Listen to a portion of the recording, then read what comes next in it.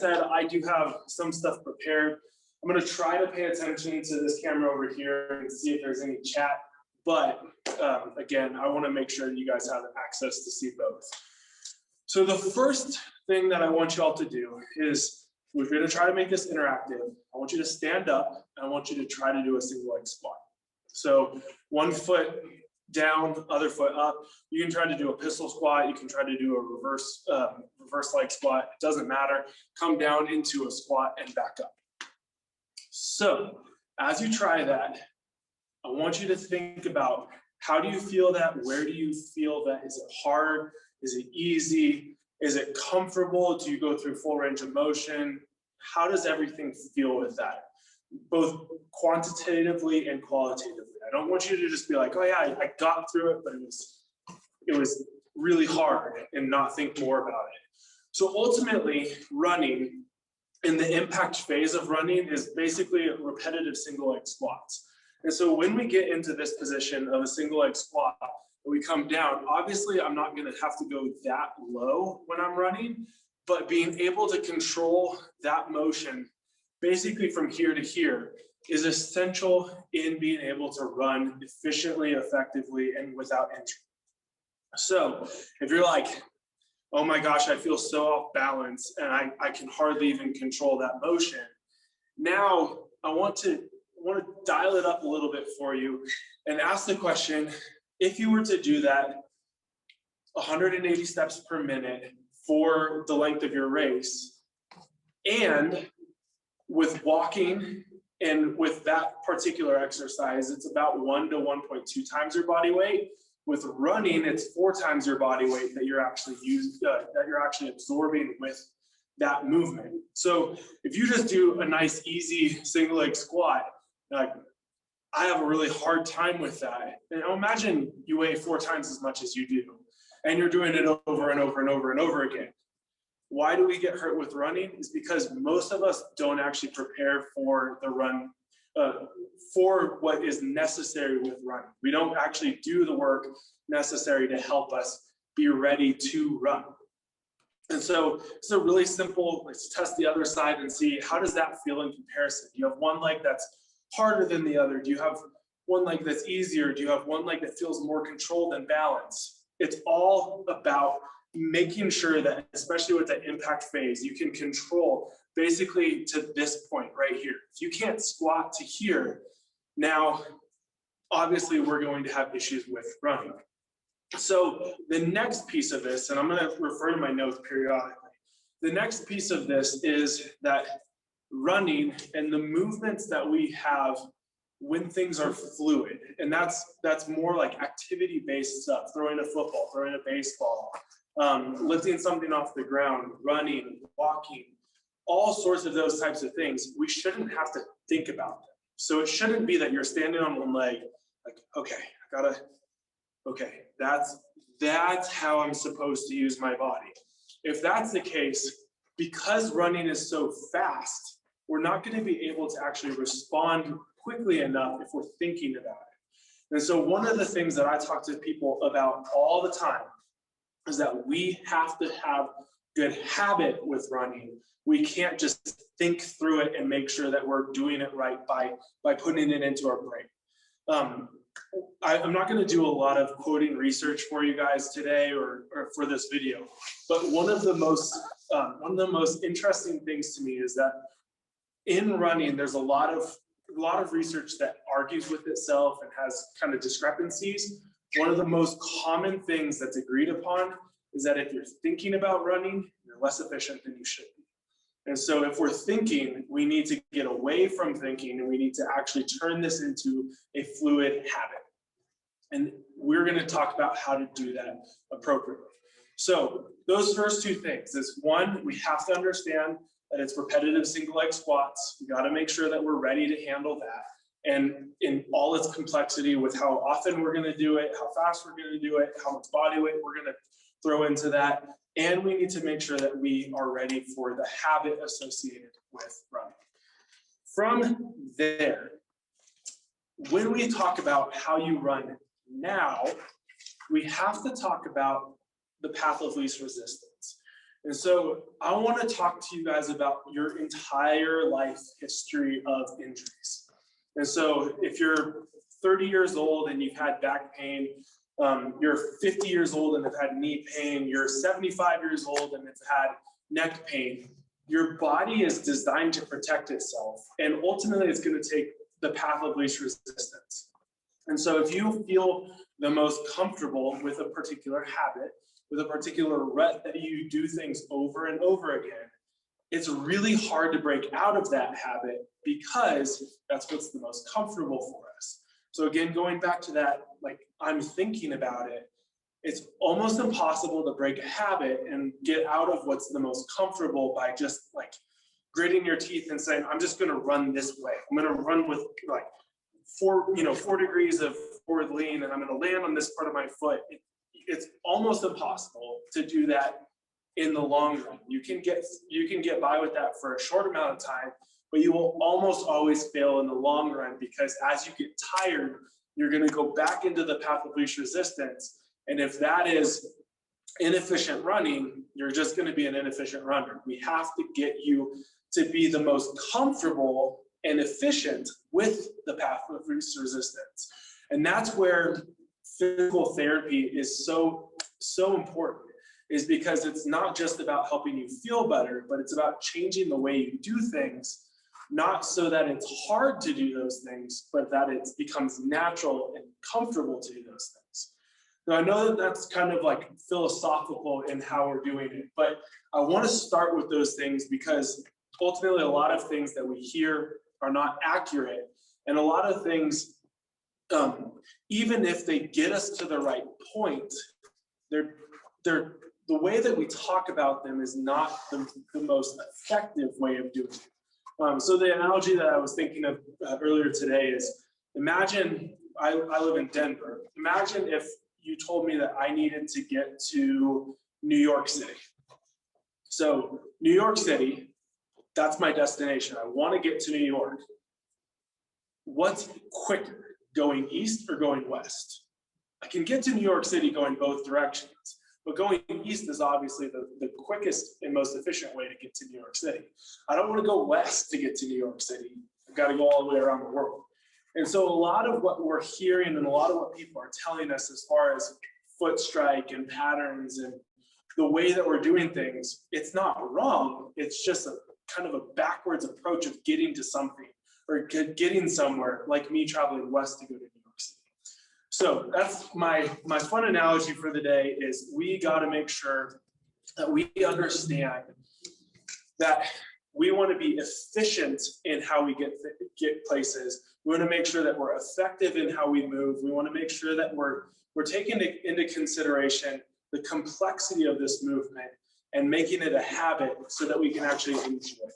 And so that's kind of the initial, here's why running is kind of hard. Here's why you get hurt. It's because it's a challenging activity. It's a lot different than just, like picking up a 5-pound weight from the ground, because there's so many different surfaces. There's so many different, you can run fast, you can run slow, you can run uphill, you can run downhill, you can run on different surfaces. It just gets pretty complex as we start to dig into it. So with that, it's kind of the 30,000 foot. Here's what we're gonna be focusing on today.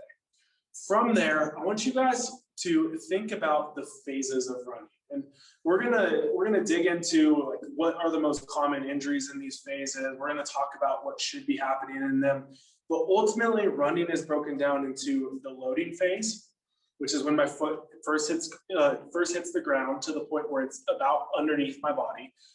Then we have the exploding phase, which is the point from where my foot is underneath my body to the point where my toe is actually coming off the ground. And then we have the floating phase. And so if anybody ever asks you the difference between running and walking, that floating phase is the thing that separates whether you're running or walking. So if anybody ever tells you that you're not running fast enough or you're not really a runner, as long as you have a floating phase, you're a runner. So when we look at that, we want to make sure that we understand what should be happening and where we should be feeling certain exercises and certain parts of running. And so when we get into this loading phase, so foot first hits the ground, what's going to happen is everything's going to collapse.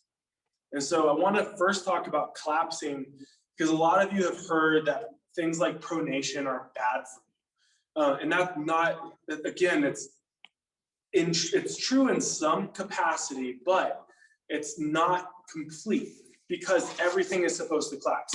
So we're like a spring that is collapsing down to the ground. So my foot hits the ground.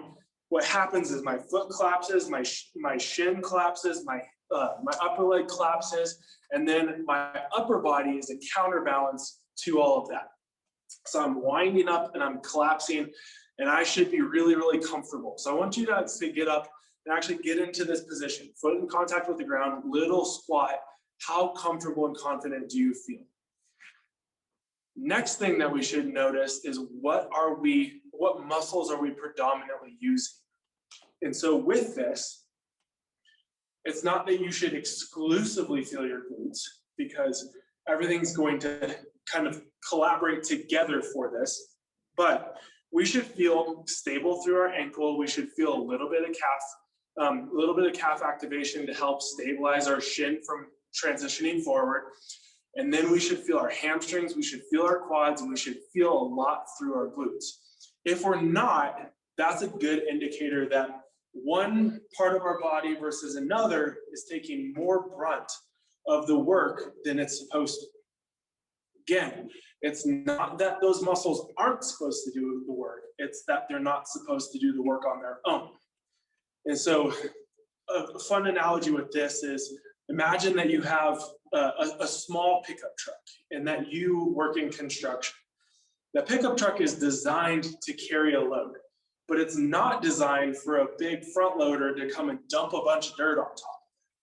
And so it'd be like me driving my pickup truck to the construction site and saying to somebody with a front loader, hey, I want you to dump 10,000 pounds of dirt into my truck. It's not going to work. And so what has to happen is, one, we have to use the machinery that we have that's supposed to carry the load, and then also allow those smaller vehicles, those smaller trucks, to deal with the rest of the load. So our glutes are supposed to take the primary load, and then our quad, our hamstring, our calf, our foot, everything else is supposed to take a smaller portion of the load. Again, it's not that one is supposed to do all of the work. That's not possible. You have to have what's called co-contraction. So from there, we're going to get into this extension phase, this exploding phase of running. So what you'll see, and this is hard to demonstrate because this leg is actually going to be floating, or this leg is going to be off the ground. But what we're going to have is our foot should be in contact with the ground. We should have this foot be relatively straight. We should feel a good stretch through our calf and the front of our hip. And so if you look on the side camera, what you'll see is I'm not extending with my lower back. That's supposed to be relatively neutral and not involve too much. I'm supposed to get most of the work from my calf and from my hip. And what should happen is I should be able to keep my foot from whipping. So if you look in the front camera, my heel should not come to the inside, so that I should actually get some good transition over top of my big toe. So I'm getting good hip extension, I'm getting good calf stretch, and that's going to allow me to recoil. So again, like the spring, when I land on the ground, my spring is coming down. When I come over top of that leg, the spring is unloading. So everything is wound up in the loading phase. In the exploding phase, everything recoils, and that's where we get the predominant amount of movement when we're running. So when people say like, I need to like drive my knee forward, that's not actually true. It's not that unless you're sprinting and you're actually trying to go anaerobic and try to run as fast as possible, that's when you're actually trying to push off from the ground. But generally speaking, when you're doing a normal run from, let's say, a 7-minute mile, 6-minute mile, up to a 15-minute mile, you actually have more recoil than you do actually pushing off of the ground. So a lot of people will come into physical therapy and they have these hip flexor issues, and you see them and they're driving, they're picking up their leg instead of letting gravity and that recoil happen. So it's really important to understand when we're in this phase right here, it is less about me picking my leg up from there. It's more about my leg has gotten to the point where everything is wound tight from the loading through the exploding phase. And now we get to the floating phase, which both legs are off the ground. And I'm floating and my leg naturally recoils. So when we look at that, we start to understand the different sides of what's important in running. And that's one of the most important things that we can see is there's different injuries that are associated with different things. So there are certain injuries that are associated with the loading phase of running. There's certain injuries that are associated with the exploding phase of running. And there are certain injuries that are associated with the floating phase of running. And for me to say to everybody, you just need to be a midfoot striker, does not take into consideration the fact that there are certain injuries that aren't about the foot strike. There are certain injuries that are about the float phase. There are certain injuries that are about the exploding phase. And so that, again, is why it's so important to have the complexity and the nuance in this, as opposed to us just saying, everybody needs this blanket statement of this is how you run. So if you've been told, I have this super, super rigid way to run, I just want to challenge you to think about why that's the case and what type of injury are you actually dealing with, and does that match up with the type of injury? Does the type of running that you're trying to do match up with the type of injury that you've had in the past? So just a question for y'all to think about. Let me check my notes real quick. So again, going through and talking about the different types of cues that we use, almost everything comes down to the idea of efficiency. And so we try to get people to do certain things to become more efficient. But what actually happens is that we are putting the cart before the horse and saying, efficient running looks like this.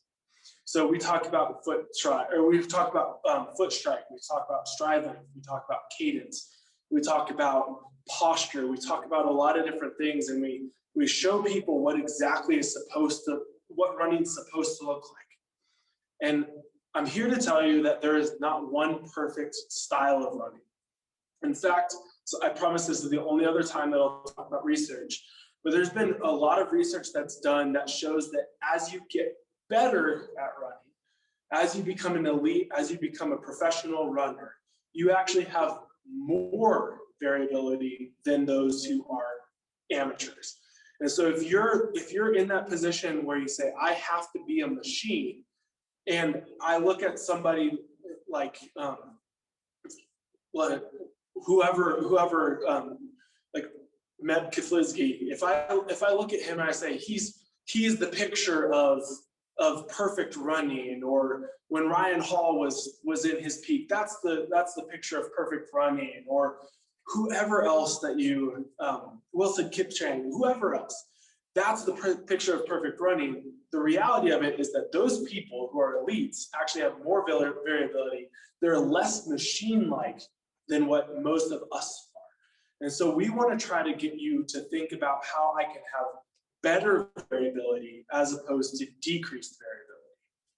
All right. So if you've been told that you have to do things the same way, that you have to be super, super rigid in the way that you run, that might be okay for a short amount of time, but in the grand scheme of things, that is not actually efficient and high quality running. It's that you've tried to turn something that is very fluid into something that's more machine-like. So when we look at this, I want you guys, we're going to go through a quick physics lesson. I want to make sure that there aren't any questions quite yet. Perfect. So when you go through the physics lesson, I want you guys to think about, there's three primary planes of motion. There's the forward motion, forward and backwards. there's side-to-side motion, and then there's rotational motion.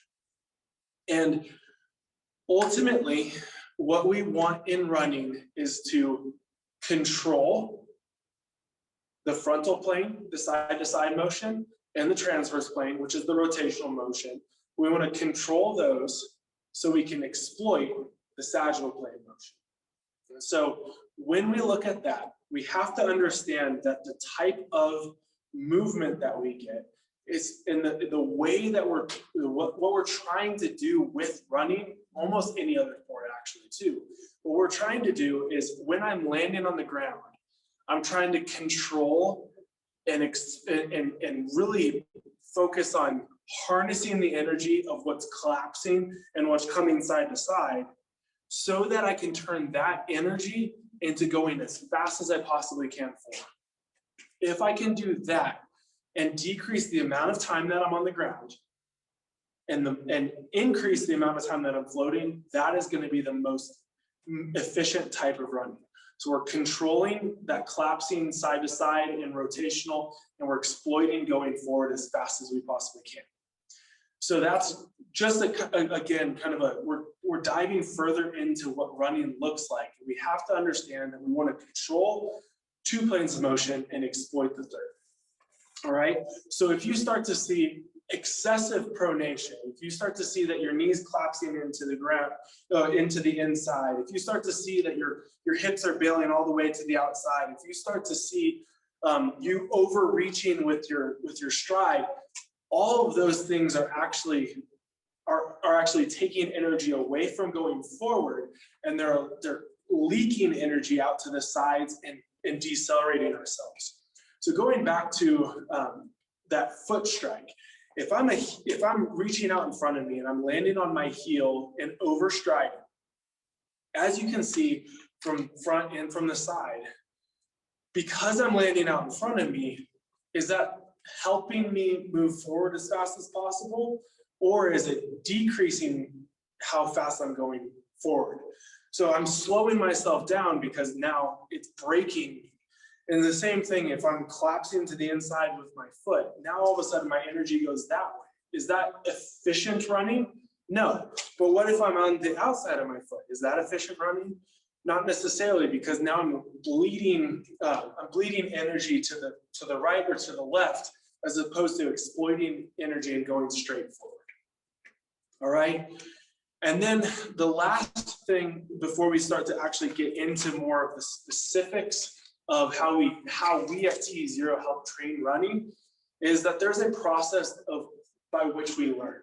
And the phases of learning are, number one, you go from a point of being unconsciously incompetent.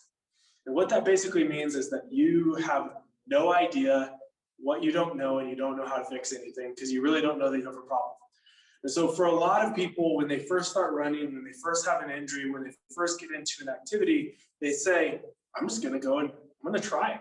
And they don't know what they don't know. So they end up getting hurt. They end up having issues, and they don't know how to fix it. Okay, so that's part number one. Part number two is we go to the point that we are consciously incompetent. So we know what we don't know. And so a lot of people live their life in the, I know that I don't do this well, but I don't know how to fix it. And I know what's the problem, but I don't really know what to do in order to solve that problem. A lot of people live their life in that phase. Some people move on to the next phase, which is that they are consciously competent, which means that they can think about it and they can do it well. But as soon as they stop thinking about it or they get tired, they start to fall apart. And that's where, again, a lot of people live their world in their minds of thinking, okay, this is what efficient running looks like. I have to do it this way all the time. And that is not efficient and effective movement. When we finally get to the fourth stage of learning, that is when we are unconsciously competent. And that's when it's natural, it's habitual. It's I can go and I can just take off running and I don't have to think about it. And let's be honest, that's why most of us run, is we want to escape from the stress of life. We want to go and we want to run, we want to enjoy it. We don't want to have to think about it. And so I've worked with a lot of people who have gone through physical therapy, worked with trainers, worked with coaches, worked with all sorts of different people, and they hate running after they work with a coach because it becomes so regimented and they become so in their head that they lose the joy of running of when we actually get to just go and run and feel free with running. All right. And so that's ultimately what we want to do. And so what we do at T0 is we break things into a process to help each aspect of running, not to think about running while you're running, but to just think about each aspect. And I'm going to show you the first few phases, the first couple things with how this looks. All right. So number one, make sure that I'm on the right track. Number one is I want you guys to actually, again, get into that lunge progression or that lunge position. So our foot's out in front of us, and you're going to use your back leg just for stability, because ultimately what we're doing is we're getting our body ready and used to what it feels like to get into this landing phase. Okay, so this is the runner's lunge progression that we, like almost everybody who comes in for a running injury, we start with how do you appropriately and efficiently load. Okay, so foot's in contact with the ground. I want you guys to feel weight distributed through the whole foot. I don't want you to think I have to be on my forefoot. I don't want you to think I have to be on the heel. I don't want you to bail onto the outside part of your foot or inside of the foot. I want you to feel the whole foot, because that actually allows us to recruit the most muscles and be as efficient as we can, as opposed to if we come onto the outside, it is really hard to actually use our whole leg. We end up using more the outside of our leg. If we bail to the inside, we end up using more the inside of our leg. So foot in contact with the ground, nice and flat, okay? From there, we're gonna have a soft knee. And what I mean by that is I'm not trying to control my knee. My knee's supposed to just bend, okay? Your knee goes where your foot and where your hip want it to. So let it be soft, let it kind of collapse where it wants. We're nice and easy, just let it bend, okay? So foot flat on the ground, knee is nice and soft. Then we're gonna take our opposite hand and we're going to reach across our body to exaggerate this kind of opposite kind of counterbalance. And when you come into this position, notice how my foot is directly underneath my body. You should start to feel it back here through your glutes. So a nice, easy reaching across my body and then coming back out of that. And what we'll do is, because it's a habit, and we can't learn a habit unless we do this a lot of times, I will have people come through and nice and easy go through this motion over and over and over and over again throughout the day, right? It's not a hard movement. It's just helping get my foot to feel comfortable all the way on the ground. It's helping my knee be soft. It's helping my hip take the brunt of the weight. You should feel this predominantly back through these big muscles in your hip, okay? So that's step number one, is both feet are in contact with the ground, and we're going to, nice and easy, get used to going through this process. So that's part one of the runner's lunge. Part two of the runner's lunge is we are going to add a tiny dimension to what we're doing, okay? So we're going to pick up the foot, we're going to place it down on the ground and see if we can do it the same way. So everything else was static in the first part. We're picking up our foot, placing it down, picking up our foot, placing it down. Do you feel the same thing? Do you feel like your foot's flat on the ground? Do you feel like your knee is allowing weight to come through it? Do you feel like your hip's doing the work? If you don't, start to accentuate that reach across your body. And that's going to allow us to get used to and feel comfortable with, okay, here's what it feels like when my foot first hits the ground, when I have that initial impact, all right? So that's step two, is we're gonna add this step to it. Step three is we are going to take our back leg and we're gonna pick it up off the ground as soon as we land on that foot. So we're gonna come here and we're gonna pick that back foot up.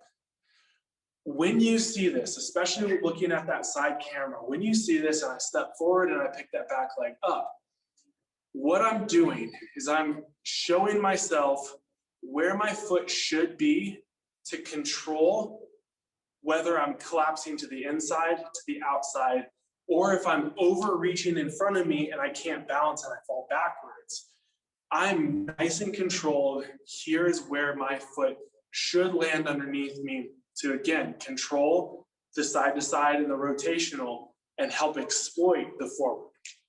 So when we talk about where your foot is in contact with the ground, whether you're a midfoot striker, forefoot striker, rear foot striker, whether you're overstriding, whatever, it all comes down to, are you in control when you first hit the ground? This is the best position that I know of to help you see if I'm landing out here, I can hardly control it. If I'm landing here, I can hardly control it. But if I'm underneath my body, I'm controlled. And again, because we're controlled, now we can exploit the forward. So that's step 3, is picking up that back leg. Step 4 is now adding a little bit of impact, okay? So I'm jumping on and I'm controlling that movement, and I can say, yep, I'm landing directly underneath my body. I'm not drifting out to the outside. I'm not drifting to the inside. I'm not falling backwards. I'm not falling flat on my face. I'm jumping onto that foot and I'm in control. Once we do that, now we can start to go into, and again, through repetition, we're getting used to what this feels like over and over and over and over and over and over again. Turning this into a habit to say, yep, every time I land when I'm running, I'm underneath my body and I'm controlled. That is efficient running, is controlling the loading phase. All right, now to the exploding phase. So coming here, opposite leg forward, what we're going to do is we're going to have our back leg straight towards where we're trying to go. Some of you, it's uncomfortable anatomically based off of different injuries that you've had to be in that position. That's okay. We're going to try to do our best with this. But for me, I want to have my toe pointed forward because that's the direction that I want to go. And I'm going to tuck my hips underneath me. So again, I'm not coming with my back, or I'm not sticking my chest up. I'm coming with my hips forward, and I should feel that in the front of my hip. My foot should be in contact with the ground. And then from there, I'm actually rotating over top to just exaggerate what it's going to feel like when I'm getting off of my big toe and coming and landing on my other foot. So it's a simple foot flat on the ground. I should start to feel a little bit more pressure as I come forward over my big toe. I'm going to tuck my hips, feel a good stretch in my hip and my calf, and I'm going to rotate over. I'm going to rotate over. I'm going to rotate over. And again, we're not doing this necessarily to stretch our hip flexors. What we're doing this is to facilitate in our body the fact that this can happen. This is a comfortable position, because if this is comfortable, then our body's like, oh, that might be the path of least resistance that I've been looking for, and now I feel good with that. So getting into that hip extension and then rotation phase. So that's through the loading phase, through the exploding phase. And then the 2 things that I'll say about the floating phase, one, hamstrings are actually the most active in that phase.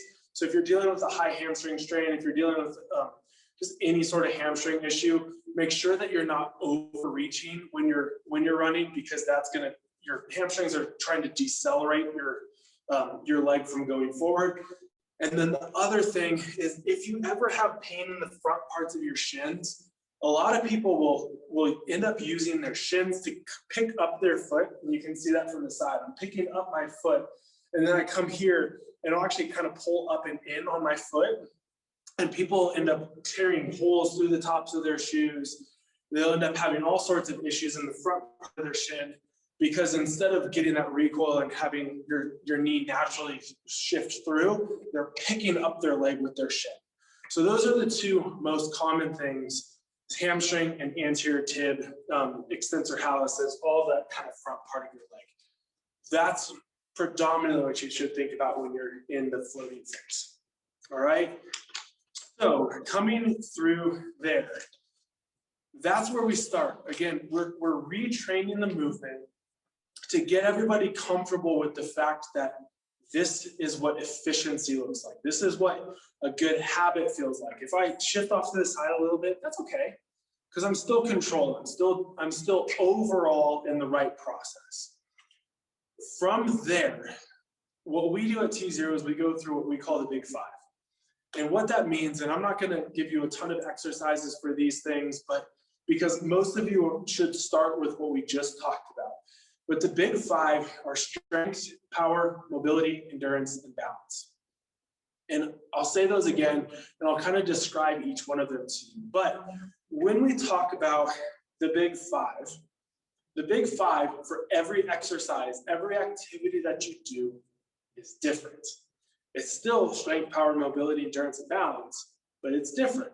So if I'm a triathlete and I'm in an aero position on my bike, the mobility that I need to get into this position is different than the mobility that I need to get into a good running position. And so when we look at the Big Five, we need to train specifically for the exercises and activities that we're doing. If you're a swimmer, if you are doing deadlifts, if you're a ballet dancer, if you're whatever else, you need to make sure that you're specific in whatever activity you're doing. One of my favorite stories, early on in my career, I had a former professional ballet dancer from Russia who, when he moved to the United States and retired from dancing, he took up triathlon. And he was incredibly flexible as a ballet dancer. But when it actually got into mobility, strength, power, endurance, and balance running, he fell apart because he had never trained those muscles in that particular way. And so when he got into some of these like single leg squat like this, he's like, oh man, that feels so uncomfortable. And then he ended up having knee and foot and hip issues because he had never trained for the specificity of running. He had always trained for the specificity of ballet dancing, but he hadn't actually adapted his body to the new demands of running. All right, so when we talk about strength, what we need to think about is our body's ability to produce force. So all of these muscles that we have, are we actually able to produce enough force in order for our body to control movements? So that's strength. Number two is power. Power is the ability to produce force, but quickly. So when we think about a single leg squat and we come and we're nice and slow, that's different than if we're really, really quick. One of them involves more power than the other because there's a time component. And again, when you're running and you're landing on your foot over and over and over again, because it's a quick movement, a lot of times people will strengthen their muscles, but they will never get ready for how quickly they need to recruit those muscles, and then they still end up with injuries. So that's power. The next one is endurance. Endurance is the ability to produce that force and that power over the length of the particular activity that you're doing. So if you are running a mile, it takes less endurance muscularly than if you're going to run a marathon or an ultra marathon or do an Ironman or do a hard run after you've gone and deadlifted and squatted. And so we need to make sure that we're training the endurance that we need to produce muscle force and power throughout the length of time that we're actually going to need our body to function. So strength, power, endurance, mobility is our body's ability to get into certain positions. And I already kind of described that, but coming through and saying, all right, when I'm landing, here's what's happening is my foot kind of is coming into a little bit of dorsiflexion, my knee's bending, I'm getting a little bit of hip flexion, and everything is like, do I actually have the right mobility for that? Then coming into that trailing limb explosion phase, I'm having that dorsiflexion, I'm coming over to my big toe. Do I have motion in my big toe? Can I get hip extension? Do I have the appropriate motion? Do I have the appropriate mobility through my thoracic spine to have that counterbalance? Do we actually have all the mobility for the particular sport that we're doing, which in this case is running? Then we get into balance, which is one of the things that we forget again, and it's really the ability to control movement through the different planes of motion. So it's not just my ability to stay stagnant on one foot, it's my ability to, when I'm landing, actually control that motion. And so again, as we start to look at that bleeding to the inside, if you're collapsing too much, or if you're running on the outside part of your foot, and then we have more motion coming to the outside, that is part of what balance looks like. And is, can we control, again, the side to side and the rotational, so that we can exploit and go as fast forward as possible. So again, the big five: strength, power, mobility, endurance, and balance. And again, you need to train for each specific activity that you're doing, not just hope that one bleeds over to the other, because we can be more specific than that, and we need to be more specific than that. All right. So from there, I want to go through a couple common errors. And I think with the microphone, it's going to be a little bit hard for me to demonstrate with the actual treadmill on, but I'm going to turn away and I want to talk about the crossover step and where this often comes from. So crossover, I'll throw that right there. That crossover step is ultimately when you're running, and instead of landing here with our feet a little bit apart, what ends up happening is we land either directly in front of our foot or even all the way across. And so it almost looks like we're running on a tightrope. And so for a lot of people, where that's coming from is adductors on the side that they're coming across on, or hip extension on the side that they have in the trailing leg. So if we're coming and we're coming across, and you think about mobility, you think about the front of your hip here, or the side of, or the inside of your leg. The other thing could be that you don't have enough strength in that foot that's landing. So what happens is we get into, I'm going to come directly under my body instead of a little bit outside, because this involves strength. This involves me just using a lot of the kind of ligaments that are on the outside part of my hip. So that's number one, is the crossover step. Number two is a heel whip. And what that looks like is when my foot's behind me here, I get to the point where my heel's about to come off and I whip through. And a lot of people will end up with dirt on the inside, or they'll scuff the inside part of their leg because they're whipping and they're coming through here. So what that often is associated with, give me 1 second. So what that often is associated with is when we're whipping, it's either that we don't have enough motion in our big toe. So when we come off of our big toe, I don't have the motion, so I come over top on the inside. A lot of people end up with bunions with that particular movement. So I either don't have big toe motion or I don't have hip motion. So I'm coming here and I'm whipping because I don't have appropriate motion on the same side that I'm dealing with. All right, so that's the heel. And again, what happens is here, you whip and then you kick. The next thing is overstriding. And what that looks like is I'm actually landing out in front of my body here, as opposed to landing underneath my body. It's actually a lot harder to overstride on the solid ground than it is on a treadmill, because the treadmill is bringing the belt underneath you. And so you don't have to get your body weight over top of your legs. You can actually just stand upright and reach out in front of you and continue to run because of what the treadmills do. All right. So overreaching is, generally speaking, it's an inefficiency to get your body over top. And there's so many different things. I'm not going to get too much into that, but pay attention to, if you're overreaching out in front of you, that's going to decelerate how quickly you run. From there, now we have the different landing patterns. And so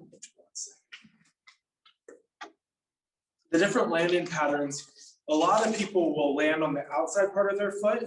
And the problem with that is they end up overutilizing the outside chain of muscles. So a lot of people with IT band issues, with calf issues on the outside part of their leg, with TFL, hip flexor issues, when they're landing on the outside part of their leg, even if you get up and try that motion and don't let yourself be balanced on the full foot. When you come onto the outside, you feel like this whole side of your leg start to do more work. From there, we have landing on the inside, collapsing. Most often it's a glute strength issue, a glute power issue, because we don't have the strength to stabilize us here. Now all of a sudden our knee starts to collapse in. Side note with this, so I want you guys to actually try this. I want you to think, if I'm pronating, so my foot comes and collapses in. If I just look at the foot, it looks like it's a foot issue. But look where my knee is also, and think about squeezing with that butt. And if I squeeze with my glute, now all of a sudden my foot stays more balanced. So for a lot of people, they think that it's a foot problem, but almost always when they're collapsing in, it's actually a hip problem that they're dealing with. And then if we are landing predominantly on our forefoot, that's going to potentially lead to more of like a gastroc soleus and an Achilles issue. And if we're landing on our heel, that's going to lead more towards knee pain and joint pain. So all of that to be said, now imagine that you have an injury. Imagine that you're dealing with some sort of an injury that you've been told this is how you're supposed to run. If you're dealing with an Achilles injury and I tell you to be more of a midfoot striker, it's actually going to put more pressure on your Achilles than offload the Achilles.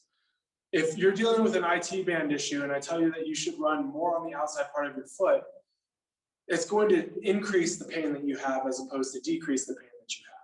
And so we really need to focus on the complexity of, well, I'm not just taking pressure completely away no matter what I'm doing. I'm actually changing where my body feels it depending upon how I'm running.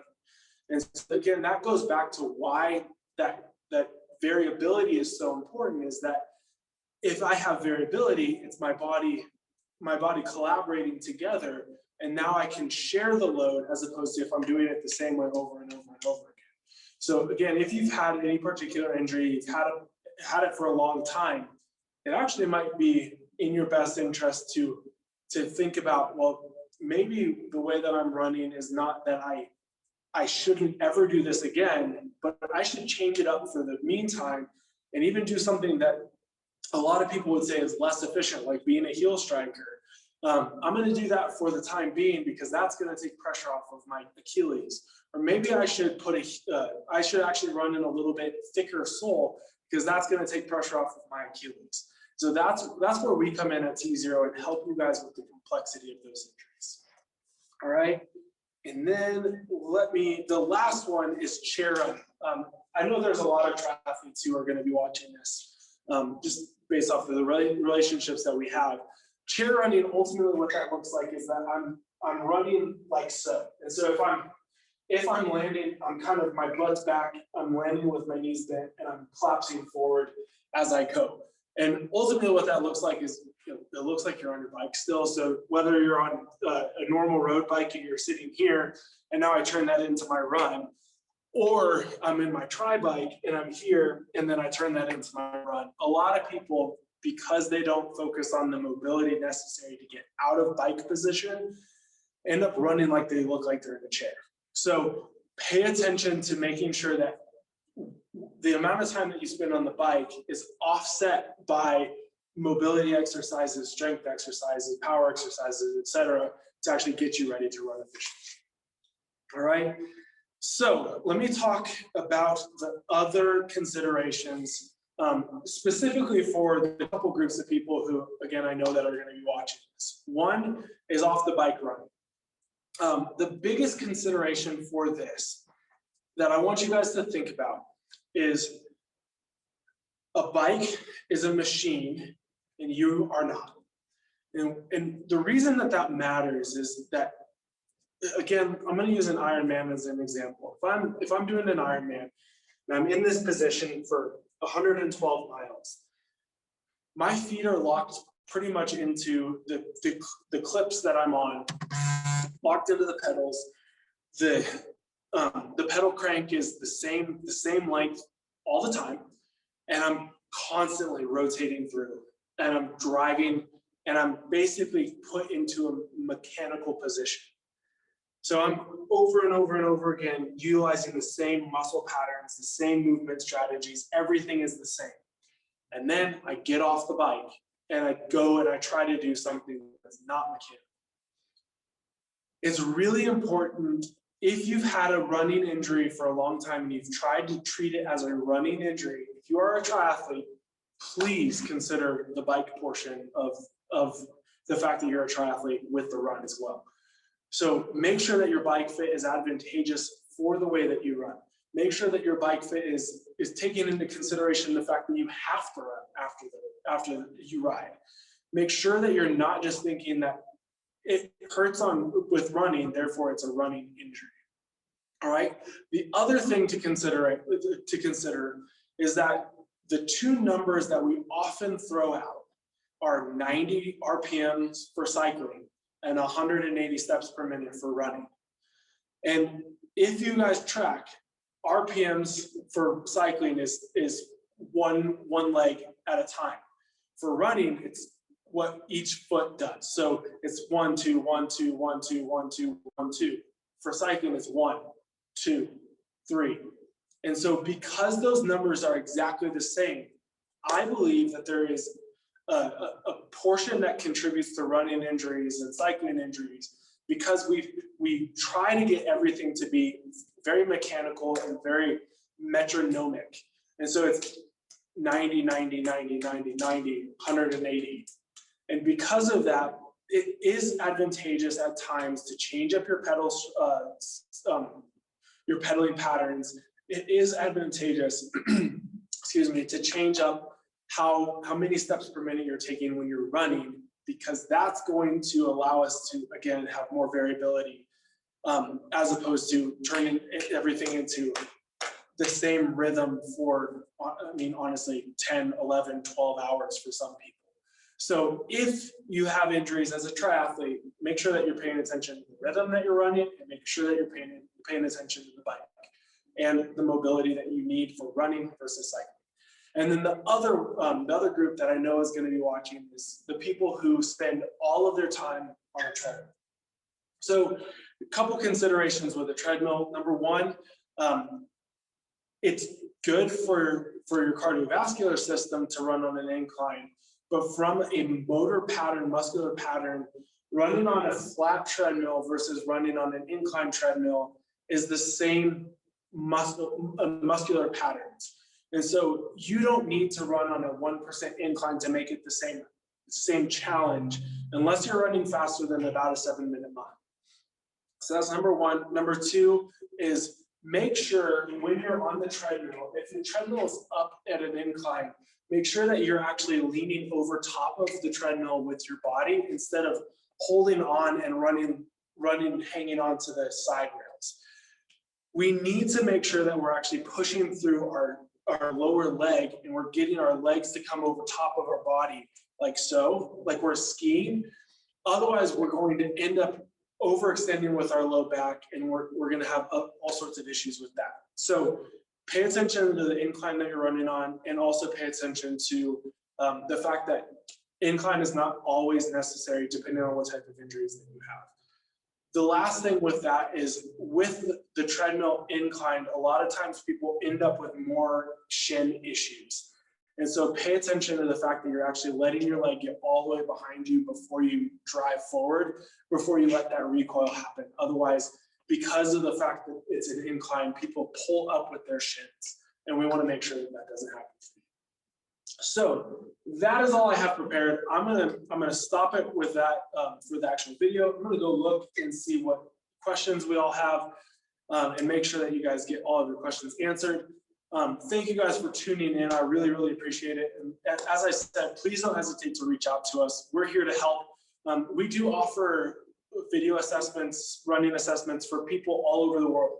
So I've done assessments on people who live in the South Pacific. I've done assessments on people who live in Canada, Europe, all over the place. So if you're looking for somebody to help you break down your run and give you the tools and break it down enough for it actually to turn into a habit and be efficient, that's what we're here for.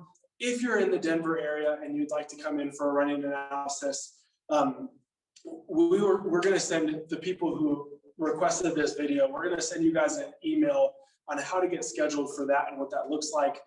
We have a really cool special going on right now. So if you guys have questions, also, if you're a triathlete and you want to have a bike assessment plus a running assessment, that's the joys of what we do at T0 is we actually can put those two things together so that we know as a triathlete, how's the bike affecting the run, how's the run affecting the bike, and how do those both affect your injuries. So let us know if you have any questions. Feel free to reach out via email, and we'd be happy to help you all with running efficiently, effectively, and honestly returning the joy to running as opposed to being frustrated with it.